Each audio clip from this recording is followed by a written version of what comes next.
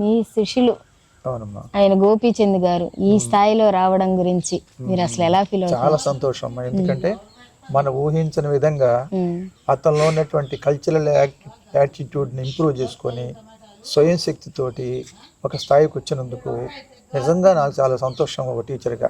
అంతకంటే గొప్ప విషయం ఏంటంటే ఎవరైనా నన్ను కలిసినప్పుడు గోపీచంద్ మీ దగ్గర చదువుకున్నాడా మీ స్టూడెంట్ని అడిగితే నిజంగా నేను మర్చిపోలేనంత అనుభూతి పొందుతాను.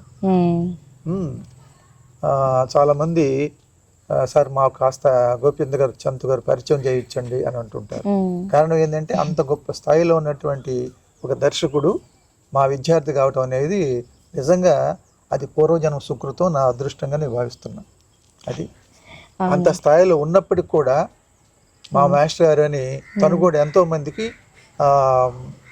ఇలాంటి సందర్భాల్లో ఏదన్నా మీటింగ్లో కానీ ఇదిగా కూర్చున్నప్పుడు కూడా మా మాస్టర్ గారు నేను చిన్నప్పుడు ఎక్కడ చదువుకున్నాను అని అంటే తన మూలాలు మర్చిపోకుండా గుర్తుపెట్టుకొని అందరికీ చెప్తూ మాస్టర్ గారు మమ్మల్ని బాగా మిమ్మల్ని గొడవ చేస్తున్నా కూడా మమ్మల్ని మందలించకుండా మమ్మల్ని సరదాగా దాన్ని వాడు ఆడుకోనివ్వండి మాట్లాడుకోనివ్వండి అని చెప్తూ మమ్మల్ని ఆ యాంగిల్లో ప్రోత్సహించాడు అని ఆ పాత విషయాలు చెప్తున్నప్పుడు నిజంగా ఐ ఫీల్ ఏ లాట్.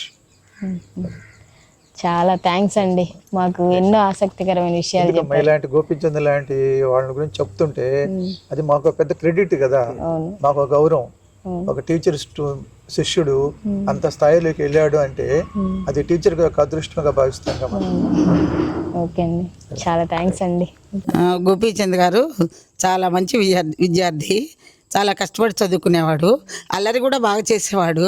కొబ్బరి చెట్లకి కొబ్బరికాయలు కోసేవాడు. అర్ధరాత్రి అప్పుడు లేచి పక్కనే మాకు టీవీ లేకపోతే పక్కన ఇంట్లో టీవీ ఉంటే టీవీకి వెళ్ళి చూసి వచ్చి మళ్ళీ పడుకునేవాడు.